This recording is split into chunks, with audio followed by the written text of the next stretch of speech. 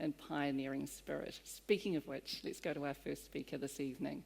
I think it's pretty fair to say that her entire life is to be an adventurer. She is literally the whole job description. In this increasingly apocalyptic existence we're entertaining, Miriam is ready with guns, knives, a backpack, and a knack for selling best-selling books, or writing best-selling books about it. Now, when we tuck into bed at night, Miriam is hunkering down with Peter in the back blocks of nowhere with a thin canvas between her and the world. She lives in the wild. Now, this might sound a little fringe, but if it goes all wrong, I want to be with the woman who can wrestle. I want to be with the woman that can wrestle a boar to the ground with one hand, shoot and skin a rabbit with the other one, and still look like that.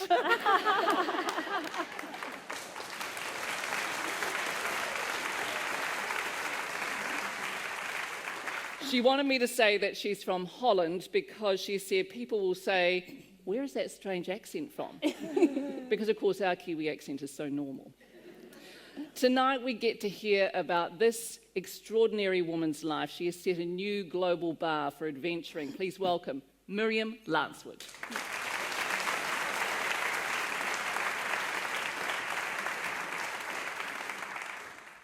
So, my name is Miriam Lancewood, and I've lived for 7 years with my husband in the wilderness of New Zealand. So we sleep in a tent, we always cook on a fire, we move around like nomads all over the country, and I learned how to hunt with a bow and arrow, and later with a rifle.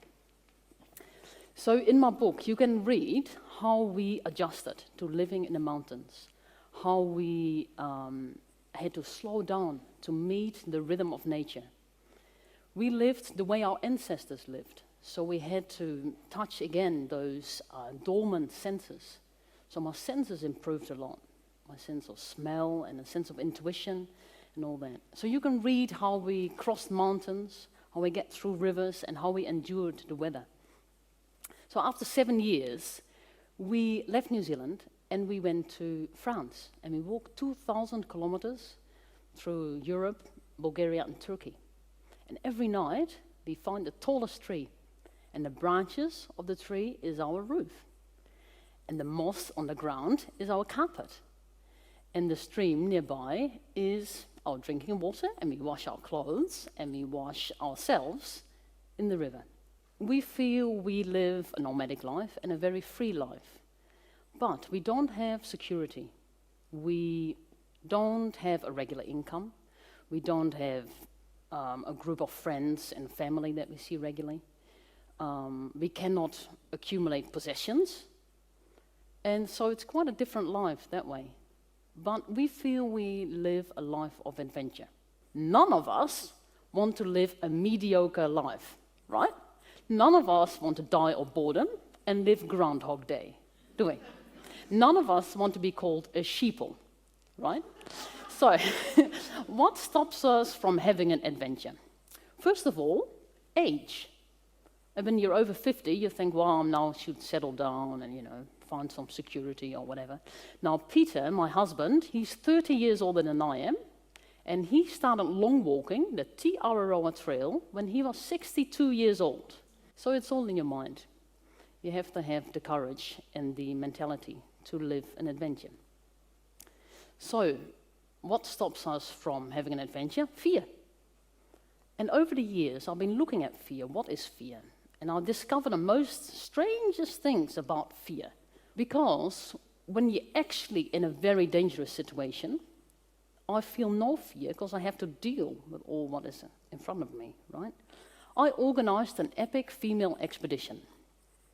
And in the end, a long story, but in the end, I went with one other female, and we crossed 8 mountain ranges, and we kept underneath the glaciers all the time, so we had to cross all those glacier rivers. It took us 2.5 months, and the only thing we had was 2 rifles. So we got very hungry, and we ate a lot of meat. But we survived. But very often, we had to cross, very precarious situations, and we could fall off, and we had to sort of walk on the edge. So when you're actually in the situation, there doesn't seem to be that much fear. So, back to my question, what stops us from having an adventure? It is also timing. I think timing is really important. Like when you 1 second too late on the highway, you might have an accident, right? It's all about timing. But the last thing that is very important for an adventure is the courage. And sometimes your courage gets tested to the max. What happened to us is that we traveled to Australia. So now 2 years ago. And Peter fell sick with a stomach bug. And then he got dehydrated. It was in a desert in the Northern Territories. And then he started to faint and he had a fever. Luckily, we were close to the hospital, so I brought him into the hospital.